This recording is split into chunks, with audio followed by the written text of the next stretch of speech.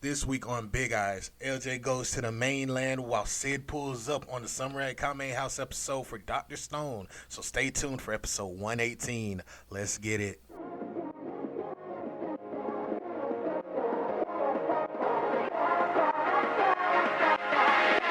The Big Eyes Podcast.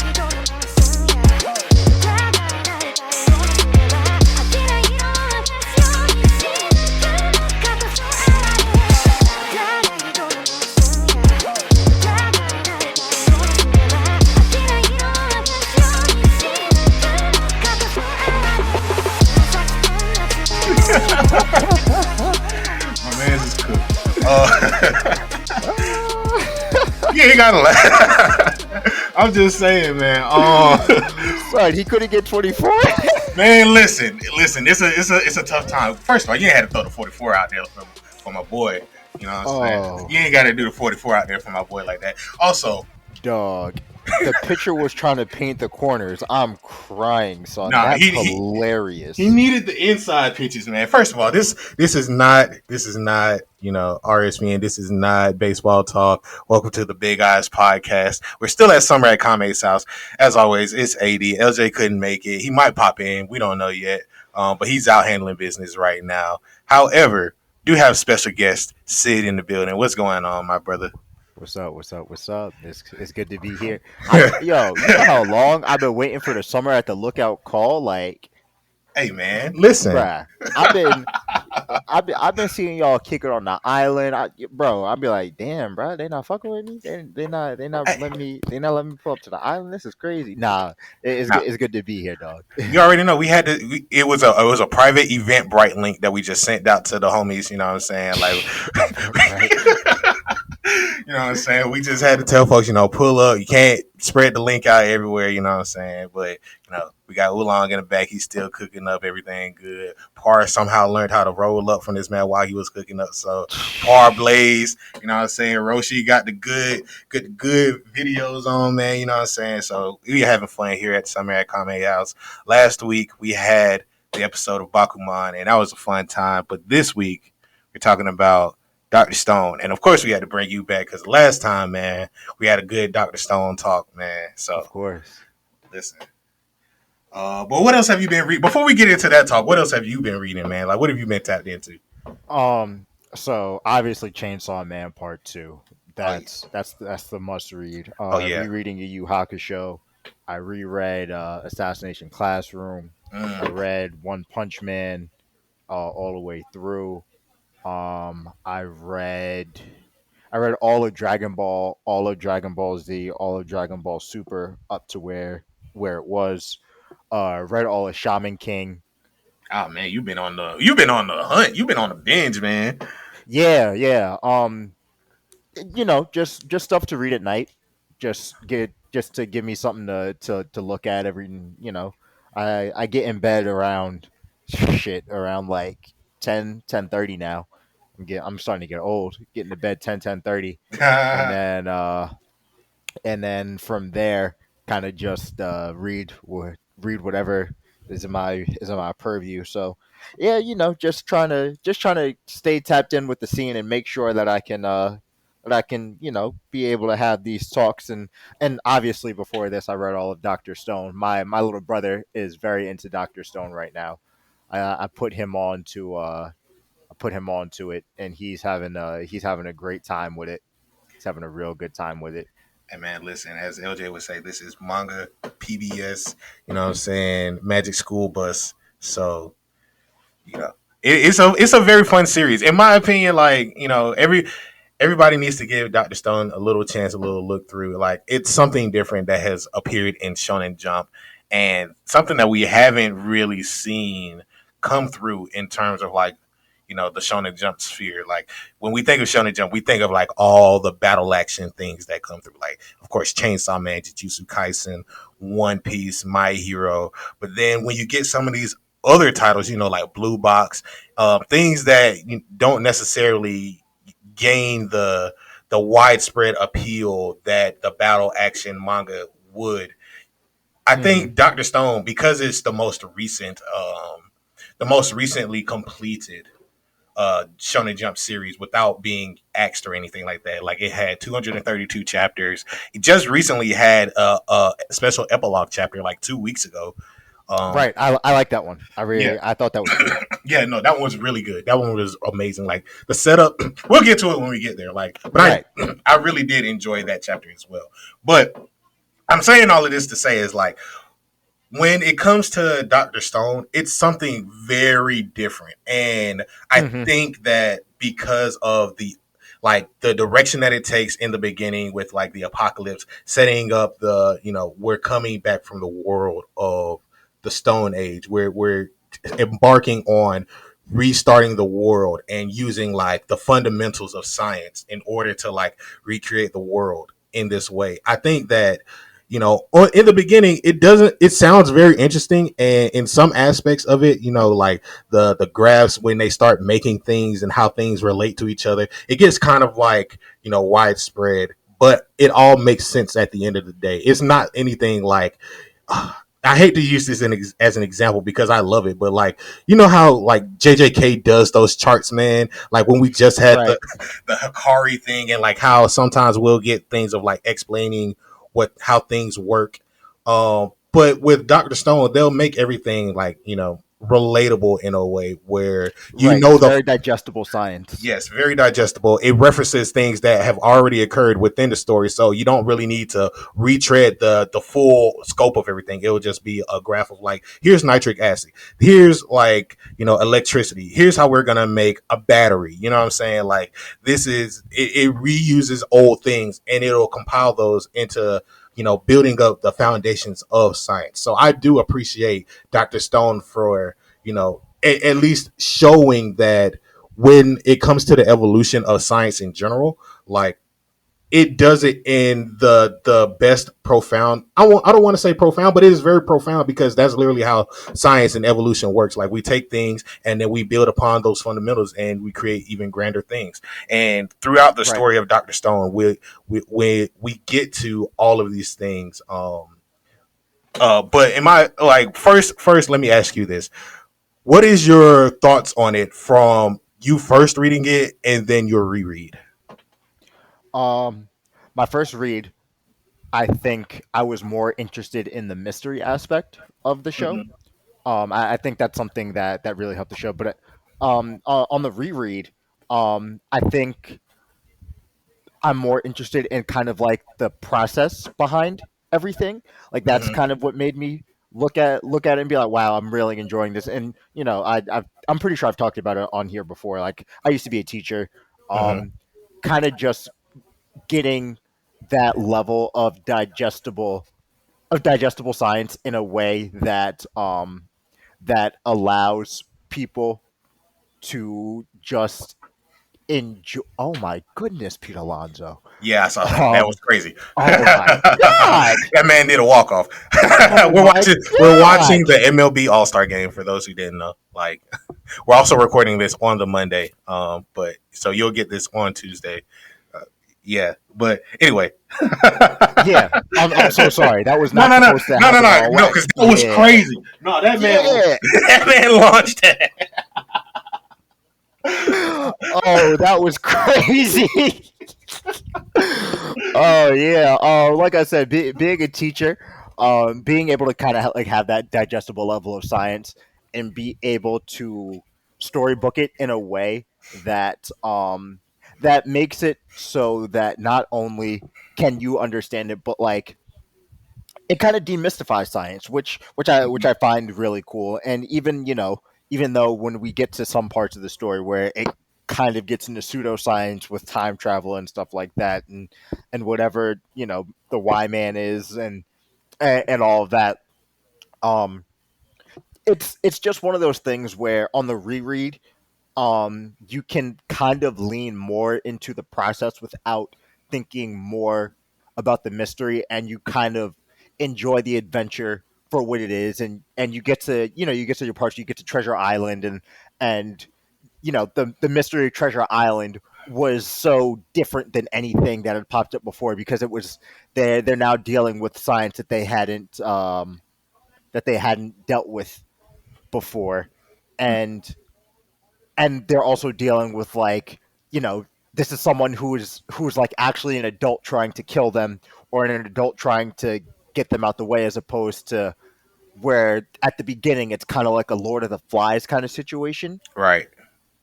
but it turns into kind of like a global thing, and it goes from Lord of the Flies to kind of like a World War type of deal. Mm-hmm. And yeah, it's just one of those things on the reread where I think demystifying the science is a huge part of that, and being able to kind of see how the story progresses through other forms of like Yep. English writing. It becomes really cool. And then there's also kind of like the sociological aspect when they're building societies. So like they're kind of talking about, and even the religious aspects, they're talking about like the creation of money and what Mm-hmm. that means, and having oil. And Senku talks about the morality aspects of guns, and they talk about the morality aspect of uh of bringing people back to life or keeping them alive and Yeah. everything. And you kind of, it like I said, it's pseudoscience, but it kind of demystifies the thought process behind it, which makes it very entertaining. Yeah. Like it, you know, and it makes it more than just a science series. It kind of makes it like a mythical type of deal that, you know, mythical stuff is fun. Like Mm-hmm. you know, a lot of the mythical stuff of shonen tends to be fighting based. And Yep. not to say that this didn't have its action or fighting, but like it had its times where it's realistic, but also mystical in the same way. But like, you know, but Yeah. like it's all based in science. So like it makes it so that it's one of those things to where you're really enjoying what's going on, and you don't even realize like you're kind of learning through the entire way through. Yeah, definitely. And I think that's one of those fun things about it where as we embark on this journey, because there's six sagas into this, but we start off with the prologue and we get into, Senku waking up after, um, he and Taiju are, normal high school students. Let me start off there. The fact that they're just normal high school students and we see like who Senku is, like he's always been this brainiac and everything. He's always trying out new things about science. And when the petrification happens and he sits there encased in stone for almost 4,000 years and he's just counting down in his head, like just to keep his mind going until he wakes up and he's depetrified and he ends up finding Taiju and they start to embark on this journey to revive some of their old friends, start to find when they have their moment with Tsukasa and With the lion and everything, yeah. like and the fact that he's like the world's not the worst, like the world's strongest high schooler, you know what I'm saying? And they Right. have this team up and that's one of those fun things where we get it in the anime and we see kind of like the beginnings of the Stone War and their ideals of, well, shit, I'm Tsukasa is like, man, fuck the adults. I'm about to start the kids next door. You know what I'm saying? Like, Right. So that's why I said it's very like starting off. It's very like Lord of the Flies ish, where they're populating this world, this place, and they're trying to build their own rules. They're fighting for ideological supremacy in a way that they wouldn't be able to do in any other setting. And mm-hmm, it shows. And then there's times where there's inklings of the old world that pop up, like when the kids think Lillian is back, and she's messaging them from the United States. They're like, okay, we have to stop doing this. We have to stop bugging out. yeah, And it's one of those things where um it's real interesting. Like it's a very deeply layered story, I think. And I think that the influences are there from a lot of different like English stories and things like that. And it's I love it. I really do love it. I really do. same. And I think one of those fun things, like especially in the beginning, is like we have Senku here as this sort of scientific mentor, guiding them along the way, and we kind of see his ideals. But it's not until we see someone like Gin, who is, we start to see the aspects and traits of all these different people Hmm. who eventually make up, the kingdom of science. And it stops becoming, just basic science, and it starts to become this world thing where eventually we get to a person who knows geography. We get a person who is a computer Hmm. programmer. We have Hmm. a pilot, you know what I'm saying? Like an Right. actual, we have all of these different people who are necessary in order to recreate the world in a sense. And I think that's one of those fun things where it we it's one of those things where when you think about like us in reality, like how many different people, like even though like you know we may disagree on a lot of things, like our governments are kind of trash, like, and I think that's one of those things that they do bring up in Dr. Stone, like Hmm. especially with Sukasa saying like, yeah, nah, fuck all of them niggas, like we have war, there's famine, you know what I'm saying? Even with Zeno at a certain point, we have all of these different things. We look at it in real life and we're like, man, even though a lot of governments and like different countries be on some bullshit, it really takes like a normal person, a normal citizen who is specialized in their own interests to help be a small cog in this big gigantic infrastructure that helps keep the world going and helps it evolve even further. So it's like that's one of those fun things in Dr. Stone that I really appreciate about it. I think once we get into the Ishigami village, when we start to see, the cavemen, the remnants of Byakuya. First of all, listen, man, Byakuya, probably one of the best dads in anime. Oh, top one dad. Top one dad.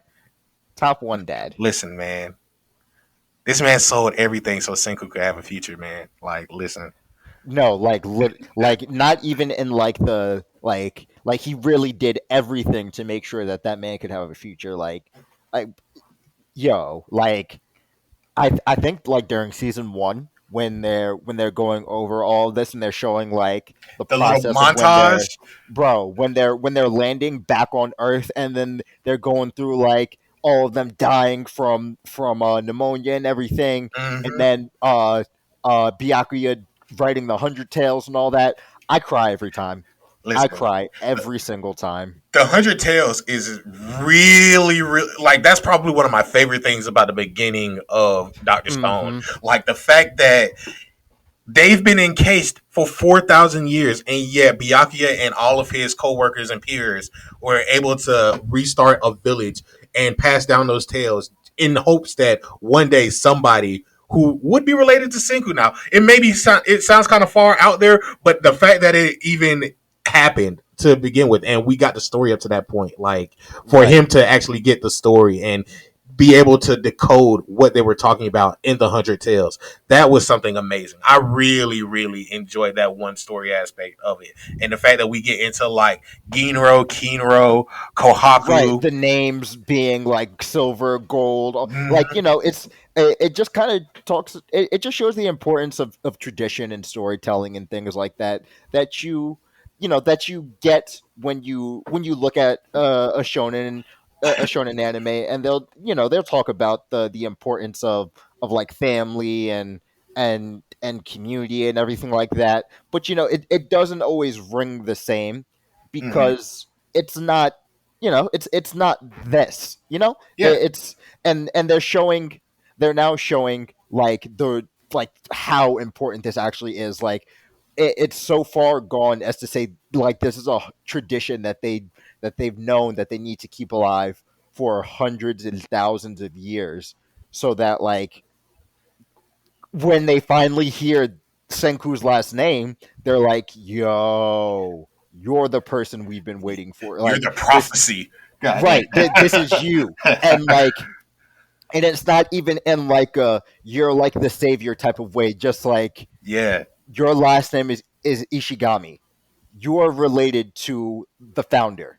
Like it's one of those things, and it's even funny how they talk about like, oh my gosh, we're related to Senku, and he's like, no, you're like thousands of years, you're thousands of years out. Like at that point, nobody's really related, but like He was my actual father's friend, and I think they did a great job of making us not care about who Senku's actual dad is, because Yeah, like because Byakuya was that great of a dad. Like, who gives right, a fuck? Like, right, like who gives a hell who that man's dad actually was? yeah, Like, like they said, like I don't think they ever revisit that ever again. Like they literally say it once, and then that's the end of it. yeah, exactly. Like, and normally in a series, I'd be like, oh, that's lame. Like, Hmm. show us who that is. But now they're just like, nah, it doesn't matter because like we're still going over the importance of like bloodlines and everything like that, and family and everything without having to kind of hammer home a point that we've seen in these in shonens before. Yeah, and I think that's one of those things where, as once they accept Senku for who he is and accept like science in general, because in the beginning they were like, "Nah, this is magic." Right, Like it was one of those fantasy things that we would say is like battle action, but because we know that it's actual science and Senku knows it's actual science, he's able to explain like, "Nah, this is actually how it works." And I think that's where we can appreciate someone like Chrome, who right. beginning doesn't know as much as Senku, but he's that lower level character in anime that we always like want to see build up. Like we want to see his skills kind of build up. How is he going to perform when the overpowered character is out of play? Like we even had Right. arc when it came to Zeno and Senku was out of commission. Like this man got shot in the stomach. Oh yeah, I forgot. They tried to murk that man. Yeah, yeah, and then Chrome had to step up and he had to take over the game, man. Like one of that when you see from his beginnings and how he was starting to learn science and everything, like that's one of those things that you can appreciate Hmm. across all of anime and showing like, yeah, this character is the most improved character. Even with Suika in the beginning, But where say she is my most improved. yeah, no, She's my most improved by far. Like go ahead, her whole arc as a character was about being useful, yeah, and she's like, oh, I want to be able to be useful. I want to be able to do this. I want to be able to help because she's the smallest person in the village. Like mm-hmm. everyone knows Baby Suika, but she has the 7 year stint where she is the lone person on the earth, Yeah, like, and then she figures everything out, and Senku finally gets revived, and he's like, Suika, you did a great job, you were so useful, and she finally gets like the vindication that she was looking for. And then as exactly. they go further in the series, like, and like, this is closer to the end of the series, but as they get to towards the end of the series, she's like, no, we have three science users now. Like we have three people who know what's going on, and it's just one of those things where it's just like, I really do appreciate kind of like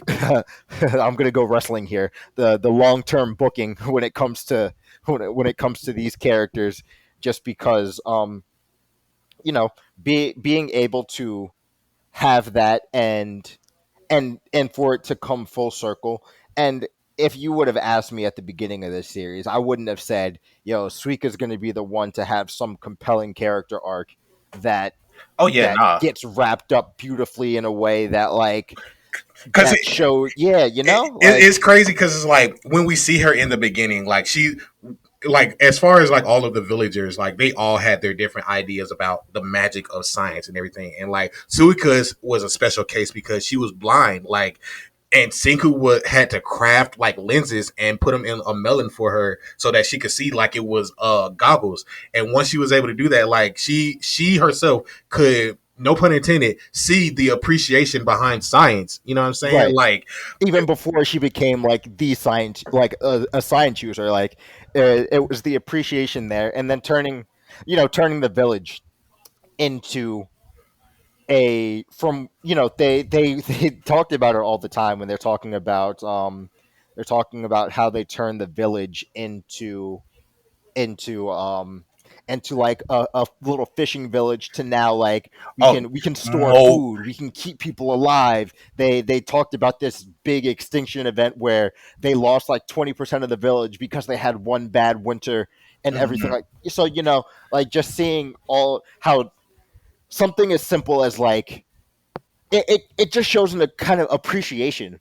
just for the things that you don't ever think to have an appreciation for, like having a refrigerator and like Lights. saran wrap and lights and just like kind of just the basics of human existence and how like they've taken everything so far.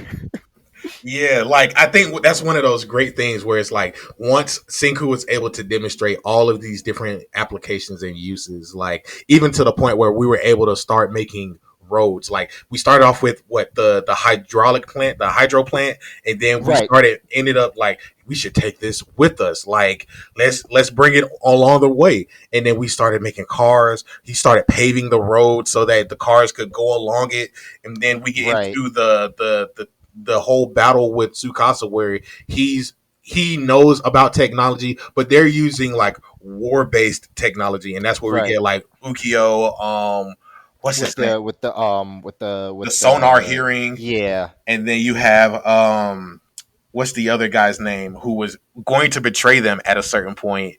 He had the The cop. yeah, I can't remember his name. not I know even you're him. talking Oh about. man, fuck the cop, dude. First of all, Oh, I man. hated the cop movie. Yeah, he was awful. I Yeah, don't know why Senku gave him the gun. I'm not gonna hold you like yo, that's that's whiteness working. And also, it's Japan. It's Japan. So you oh got to my god. remember the way policing works in Japan is different than in America because it's a kind of it's more or less a homogenous looking society where it works a bit different. So I wouldn't have given the cop the gun, but they cops aren't bad in Japan like they are in America. I don't know, man. The moment this man said blammo, I would have just took the gun back Yo, from I'd him. be like, never mind, you can't do this. And then I thought like it was kind of it wasn't funny, but like it was kind of funny where like they realized like oh he's actually like not he shouldn't be the one with the gun, and then him and Magma are like Trying to fighting over it.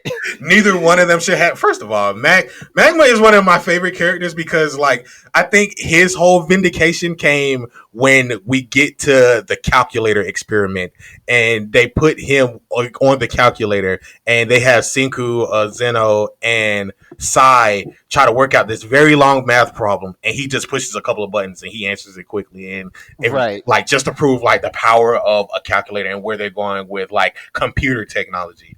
And honestly, that's one of my most like the ending of Dr. Stone when we're getting into technology because I graduated with computer science and everything. Like I'm a tech nerd at heart. I'm not gonna hold y'all, man. But right, like just seeing like all of these different applications come together and seeing how easily something can be simplified with a few presses of a button when you do all of the work on the back end, and it makes just society life that much easier. It was one of those things where I appreciated Magna for his character, who he was just a wild boy. He was just like, man, I'm about to run shit, man. Fuck all this science shit, man. What's up with the hands? You know what I mean? Like right, he was always trying to plot and get get into some shenanigans when it comes to handling business. But I think when once he was on board with science and he was able to see like the actual power and everything, like he was also one of those characters who you could really appreciate for his character growth and development.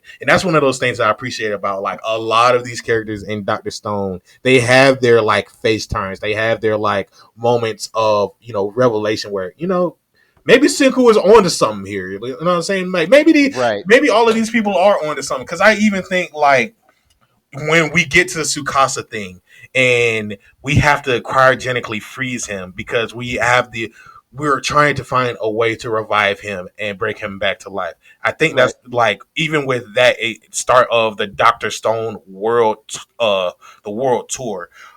That's one of those fun things where it's like, okay, like where are we gonna go from here? Like we've had the war with Tsukasa, we've had like the back and forth tactical warfare. How can we get Gin to like play his card of being the mentalist? How can we get Taiju in there?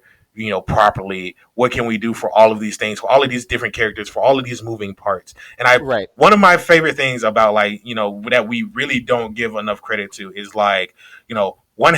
This is a duo. So we have Riichiro Inagaki, who also wrote Ice Shield 21, and it was Did he? yeah, I didn't know that. he wrote Ice Shield 21, and it was drawn by Yusuke Murata. So there's that. But Really? yes, Oh yeah, wow. yeah. I didn't know Murata did that. I Yusuke Murata is one of my favorite artists in the world because Oh he's yeah, just so good. He's oh yeah. so good at what he does. He is. But that's where I'm going to lean into because Boichi handles all of the art Right. extremely well. I think, a lot of people complain about like the eyes in Dr. Stone. I think that's probably one of the few complaints about the eyes and motherfucking catchphrases. Those are like Yeah, I thought it was. I thought the catchphrases were corny, but like they were harmless. Like it's a every it shows differentiation in the character. You know, yeah, yeah. like I've like the Pig Latin from Oh, Gin. Gin. Like I hated it, but like I grew to appreciate it. Like it kind of just broke tension sometimes. Like Yeah. just it's one of those things where it's just like, all right, this is dumb, but whatever. It's like, oh, we gotta pull up on the king of Mm, Treasure Island, and he mhm. goes a real fray, like like Yeah, yeah. why would you is this You really you the just time for can't you? say it a normal way. Yeah, Like, come on. yeah. It's funny, and it's even funnier because like people like no one really calls it out except for Senku, and I kind of think that's kind of just funny how like kind of it's kind of just like the breakdown of language Yeah. for people who are like cavemen and have never heard anything other than Japanese before. So like it's Albert Pujols is doing terribly. Oh my gosh. Yeah, this is kind of a sad day for the people who I wanted to see do numbers, man. Like, Right. That's funny. But yeah, it's kind of just like the breakdown of language that makes it that makes it really really funny to me. That really helps it,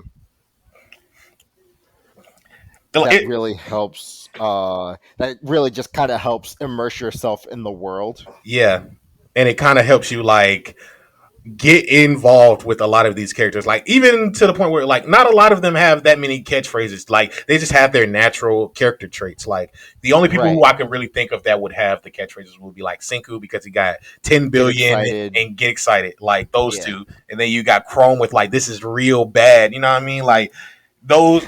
Chrome's grew on me. Yeah, Chrome's grew on me. Like this is real bad. It's just like he's like, yo, this is like badass, but like he didn't yeah. want to say bad. It's just one of those things where it's just like, damn, this is cool. Like, good for him. Yeah, Chrome was awesome. I love Chrome. Yeah, no. Chrome is honestly like okay. So let me ask you real quick before we continue. Like, who are your top five Doctor Stone characters? Ooh, okay. Um, okay. Senku, Hmm. one, obviously. Of course. Chrome, two. Um, Ryusei, three. I absolutely love Oh yeah, Ryusei. he's definitely I love Ryusei. Stanley, four. yeah. Stanley a cold. That's a cold motherfucker right there. Oh yeah. Stanley cold as hell. Um, and then five. Oh gosh, it's either it's between Kohaku and uh God, what's his name? Hyoga. Yeah, I could dig that list. yeah. I would probably say the same. I would probably swap Hyoga out for Sai, even though Sai appeared way too late in the story. Right, Like just for personal bias, like I right. I would appreciate Sai in his story, especially with his relationship with Ryusui.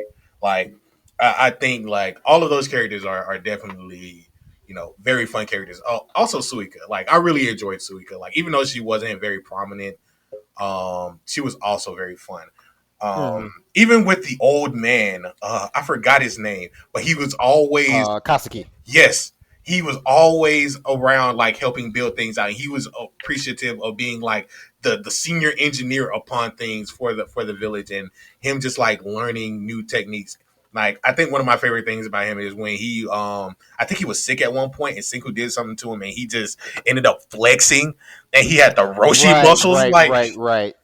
like that was one of those things where I'm like, all right, man, even he's kind of fun. Like Stanley is fun. Like his whole thing, the chase around South America with Stanley and them like kidnapping Zeno from California all the way down, and it's just like this whole tactical warfare. Them meeting the geography girl and kind of having to Mm-hmm. ditch their stuff along the way, like the Panama Canal or something like that, and then just Mm-hmm. having to come back around. Like all of that was fun, man. Like all of these characters with their own.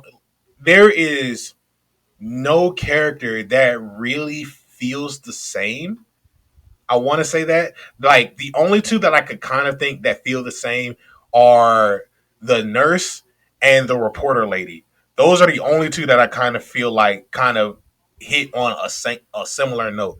But otherwise, everybody is pretty much unique in the story. Like Right, I think when we even get to understanding who the overall villain is, because we don't even know, like in the beginning we don't even know about anything about the petrification. We're finding out things along the way, and it isn't right. until we get radio technology that we hear the white man's voice and Boichi's depiction of like the skull behind Senku, like Mm-hmm. grabbing him. Like that's some creepy shit, but like at the same time, man, like just watching, like seeing this unfold on the pages, and the tension behind the situation. I think that's one of those things where it's like, oh man, we're actually like getting into some heavy stuff, and Right. one, And it's a tonal shift in the series because yeah, now it's not only we're kind of trying to deal with the idea, like the man-made our man-made problems, like like we're kind of dealing with food and everything like that. We're right, dealing with all that. We are now dealing with an external force that can reset all of this exactly, without us ever really having a chance to stop it. And it's now a race against the clock. Like hmm it's not just it's not just we're doing this on our own now. It's now where we really have real issues now that we do not know how to solve. And if this becomes a problem in a way that it was before, then we're done. And they're trying to like break down how they know it's not going to be a problem. Like they're doing the scientific the breakdowns on how and why they're how and why, like why man won't do it again. They're trying to figure out like the trajectory of like how the light beam travels and everything, and hmm it's all kind of just a build up to this final encounter. right. And I think that's one of those fun things. Like at this point, when we get into a lot of the things that happen later on in the story, they make the processes so much faster when it comes to like building up new technology. Like at this point, we have made guns, we have made like planes, I think we've even made grenades. Cinco is starting to test out like throwing grenades and other artillery at things just to he even recognizes like, yeah, this is the really where war starts, but like at the same time we need this not necessarily to use, but as a push, as an advantage for when we come up with Zeno or we come up against Stanley and anything else that we may end up facing. Like even I think the biggest threat that we had at a certain point was Zeno, and then we get into Stanley and Yeah, um Stanley is that bro. Stanley didn't even try to like be casual about things. He was just like, yeah, I'm a kill shit. yeah. Like he just like a military sniper, and hmm he's just like, yeah, you know, And I think that, like, in contrast with Zeno, and when we get Zeno introduced and how big of an influence he was on Senku, I think that's like the perfect foil and like a perfect addition to the story, where we have someone who has been in the world of science, who has been in the industry before the world went to the apocalypse and to the Stone Age again, and we have Senku, who is like this young up and coming aspiring scientist who wants to create this building, this kingdom of science, who was inspired by Zeno. You know what I'm saying? And you when we get to those chapters of him sending Zeno those messages back and forth, and them having those intimate moments of like the camaraderie, say the familiarity of Senku having someone to actually look up to who understands the kind of thought process that he has. But then when we get into the actual war and we kind of see where all of that collapses and their ideals differ and tensions break down, we have the moment where Senku is captured, but we leave everything up to Chrome and he handles business with everybody else along the way. And all of that happens. I think that's a very fun moment. I just building up into the ultimate climax to when we get to the actual petrification devices in South America, where we see a buttload of them. Like in the beginning, we had the other island, and one of my favorite moments is the climax of that arc where everybody is about to get petrified, and everybody is pointing up to wherever the the potion is, right? Oh yeah. Oh, you got You, it. You got it mixed up. You got it mixed up. it's the That's device. Treasure Island. Yeah, That's treasure. Treasure No, Island. I'm just saying, like, yeah, but Treasure Island in general, like, even with that arc, I'm just saying, like, one of my favorite moments from that is just like Oh, when they're measuring the like length. the dis. Yeah. Okay, I'm following now. I'm Yeah, yeah, following. yeah. But like even with that, and then just like leading up to that moment, and then what with going up to from that one small device where they start to try to figure out like, okay, there's a small battery in here, there's only one charge left, we're gonna have to find somebody who's like a watchmaker. We get a watchmaker who ends up Right. who ends up helping out with this, like out of all the things, you know what I'm saying? And then we end up Right. getting, Someone who worked at like K Jewelers or some shit. yeah. This man worked on Rolex. He made the APs for Future, man, you know what I'm saying? Like, Right. Like I say he definitely had a paddock in there somewhere. yeah, yeah, and but like the fact that we get him and he's able to help us push forward with decoding what these devices are, and then we get to South America where there's a whole like load of them here. Like it's damn near a pyramid of these, and just the fact of like, okay, we got all of this. We know like we see this disturbance on the moon. We get to the moon arc, and we know that that's the next place that we got to go because that's the only place that the device can actually work to cover the entire world from a certain distance without actually having to affect anybody. I think with that part in itself, where they start to build up into getting the rocket, they work on making the internet. Like they start to learn about computers and GPS systems and everything like that. They make telescopes. They start to study what's on the moon. Can they find the actual surface that has Y-Man or what could be Y-Man located on it? And when they get into Suika and Chrome trying to build the rescue ship, because they say they only have enough technology and enough space for the first space shuttle to only have three people on there, and they decide that it's like Senku, Kohaku, and Sukasa. Stanley, Stanley. Okay. because he it was supposed to be it was supposed to be It was supposed to. Ryusei, Yeah. but Ryusei Ryusei was upset that there was a better pilot and better shooter, even Yeah. though he had worked really hard to be a better shooter. Yeah. And like just the fact that he was able to give up something that he really looked forward to, and because he knew he wasn't capable enough, there was somebody who was more skilled. Like I think that's one of Reese is definitely one of those characters like you can come to appreciate. Like even with Francois, Francois is also underrated. Like the Facts. the food, Yuzuriha with the knitting of the clothes, man. I And her putting all the statues back together and yeah, whatnot, like yeah, everyone had their use, and even if it was in like a very non-traditional way, everyone kind of just everyone mattered. like in Doctor Stone, all lives mattered. Now, well, not in all the time because they were about to Right, start breaking everybody's statues. right.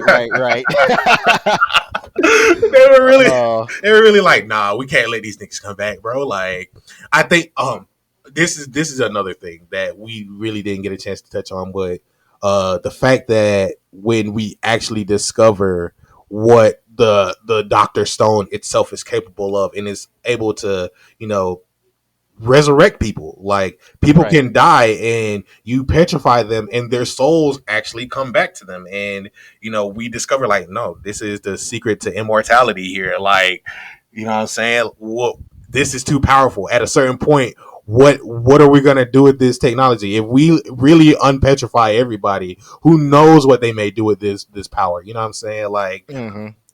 it's one of those things where it's like, damn, man, like Dr. Stone was really getting kind of deep. They was touching on some really philosophical stuff all the time with it. Right. They, like I said, the morality of it. It's something that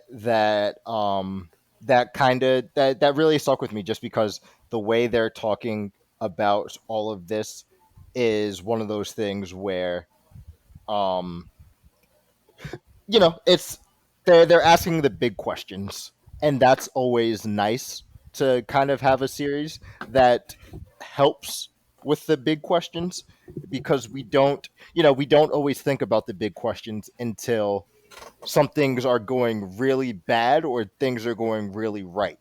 So Yeah, it's nice to uh, I can you can make the argument that everything in Doctor Stone is going pretty bad up until a certain point. yeah. Is Kyle Schwarber not going to do this? Oh my goodness! Oh, this bum! Oh my God, he led. Oh, Somehow Pujo slid. oh no! I'm Oh happy. You god! know what? You know what? Shout out to Albert Pujols, man. Oh Shout out to Albert no! Pujols, man. Oh no! Hey man, hey man, I love baseball. I love it. hey man. Listen. Yeah, man. Doctor Stone hits what it hits those it hits those talking points that you never really think you have to think about until it's either too early or too late. And it's nice to it's nice to kind of have, for what feels like Doctor Stone feels like a pretty lighthearted series at Yeah, its core when it comes to all of this, as opposed to something like Promise Neverland. Promise Neverland yeah. kind of explores some of the same Ideals. ideals when it comes to the morality and keeping people alive and society as at large, and like it has those same themes and everything like that, but it doesn't feel as lighthearted as Doctor Stone. Doctor Stone, for what is a pretty damn dark series, feels pretty lighthearted all the way through. Like we get to a point in the series where like a military professional kills 5 children, Yes, like in cold blood, and doesn't think twice about it. yes. And And it's just crazy. It's crazy.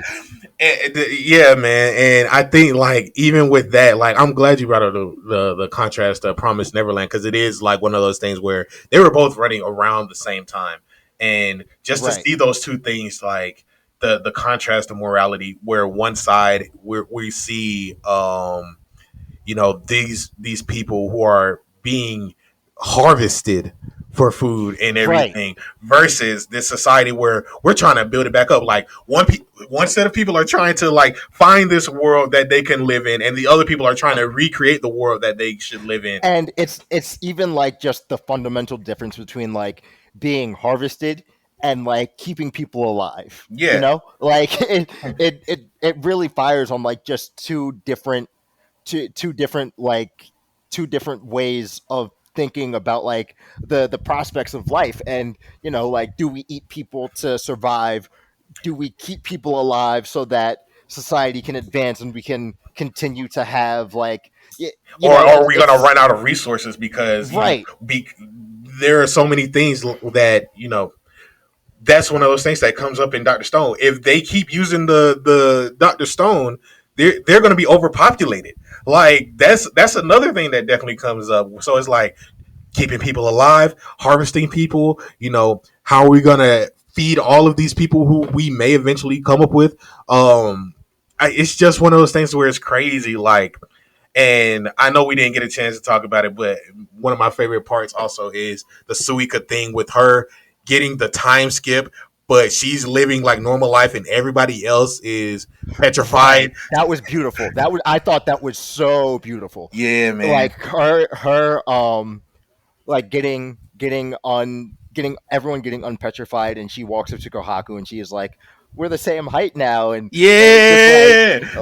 where when that gets animated, I'm gonna cry again. I'm gonna cry again. Yeah, man. Same, man. It's just beautiful. Even when we get to actually seeing who Y Man is and essentially just an AI, an AI a sentient AI being that has no feelings but is trying to survive its own way. And the only way that it can survive is by keeping other people alive so that they can, rebuild up their own society to keep Y Man going. So it's like this Mobius strip in a way. You know what I'm saying? Like Right, it's one of those things where it's like everybody needs each other, and that's when I going back to the beginning where everybody is a small cog, a part of this big machine to create this kingdom or being a part of this world, and everybody needs each other in a certain way, and that's one of those themes in Doctor Stone that I really appreciate. Like, not everybody can do something. Like, even Senku in the beginning says himself, like, I'm not strong. Like, I may have this mind,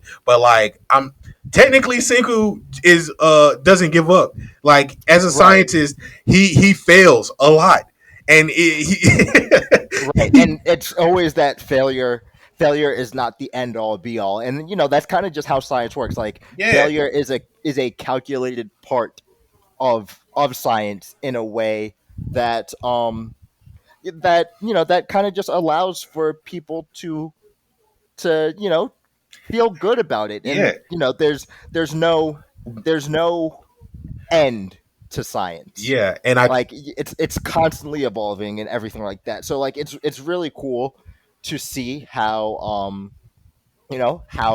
how they do this. yeah, And they get the wins once they like through all the failures they get their wins, like, and mhm, you see them like celebrate once they get those W's coming in, like after like 10,000 tries, the one time it works, like they mark off all the other things that didn't work, and the hypothesis this time is like, okay, now it finally works, now we can move forward, now we can escalate to the next thing. Like, it's beautiful. That's science. Like, right. It like I said, for a very dark series, it makes me feel very good. Like, I don't want to. I hate to be like, oh yeah, like I love it because it makes me feel good. But like, the reason I love Doctor Stone is because it makes me feel really good. There's never a time where um I'm reading it, and like no matter how dark it gets, like I'm just like, nah, they're gonna figure this out, because yeah.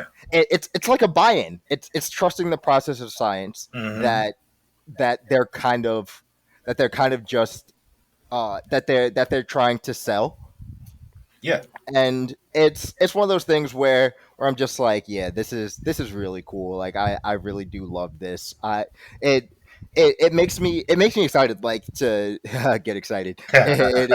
It makes me excited to kind of just be able to have a series like this, where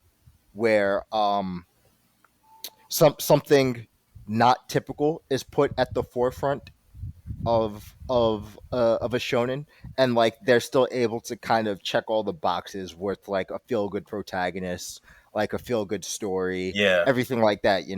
Yeah, definitely. It's Doctor Stone is such a fantastic read. I think even to the epilogue where they start to build a time machine, man. They're trying to build a time machine, and even with the epilogue chapter of you know we're in media res. Senku is stuck alone at sea, and slowly but surely he acquires everybody to join his party again, and they kind of like use the tools that they have while they're out there to build themselves up and go back to society because they were looking for something to help with the time machine. Like with the epilogue chapter, man, I think Dr. Stone in itself is just a very fun series. If you haven't read it, go read it. It's finished, 233 chapters. We have the Byakuya reboot chapters as well. If you want to see like some of the stuff about one of the best dads in anime, man. You know, like it's a fantastic series. Inagaki and Boichi, they handle their business. It's Boichi's one of my favorite artists too. oh definitely I've been reading what's it called? Sunken Rock. Sunken Rock. Yeah, Oh I've been man, reading Sunken Rock. I Yeah, gotta tap into that. yeah, you do. It's real good. It's not traditional though. It's a manhwa. It's Korean. Okay. Mm-hmm. Okay. I gotta tap into my mom with soon, man. Mm-hmm. Yeah, but thank you, Sid, man, for joining. It's always good to have you on, man. You know, Always, bro. I yeah, mean, I just say it's we're getting close to the end. It's been yeah, a man. it's been a big journey for Big Eyes. Yeah, man. It's been crazy. Like we're at 118 right now. Next episode, we're doing Bleach, and then the one after that is the big send off, 120, man. 120. It's Ooh, been a journey. goddamn. I appreciate everybody for listening to the Lookout, listening to the Big Eyes podcast. Thanks to everyone who supports us all the way through. You can find us on RNC Radio Live, on the Lookout RNC, Twitter, Instagram, rncradiolive.com. We have so many different podcasts. We have so many different shows. We got the new shows. We got the JoJo Agenda. We got Subs Lie, Dubs Lie. J and D have been going crazy on those episodes, man. Like those are Yeah, some of the most y'all been fun putting out hella listens that I've content. ever. I enjoy all of the things that we're putting out. So if you haven't tapped in, go ahead and tap in. Spotify, Apple, wherever you listen to your podcast, man. Like we're having a lot of things going on this summer, man. Like it's so much that we have on the Lookout in RNC Radio, RSPN. We just ended. You know what I'm saying? We're boiling down to a lot of different things, but it's stay tuned, man. We're not over yet. We're not over yet. We gotta get, man. Listen, I've been waiting for the Bleach episode for a minute. I'm not gonna hold you. Like we're gonna have some fun with that one. I got a special guest. She has been wanting to talk about Bleach for a good little minute. So like just stay tuned. You know, be on the lookout. Only on the lookout for the Big Eyes podcast, man. Keep reading manga. Keep watching anime. I don't mess the whole ending up, man. But you know what? It's all good because it's still Big Eyes forever, man. So thanks for listening. Take care.